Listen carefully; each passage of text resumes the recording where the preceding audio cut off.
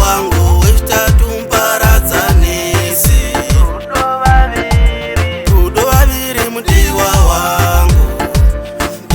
wangu wechitatu muparadzanisi. Vangauya nemashoko isu atimbovateerera, chero vakatiteerera isu atimbovakwate. Kunyangwe zvikaoma isu tinopfugama, kunyangwe zvikaoma isu tinonamata. Rudo vaviri mudiwa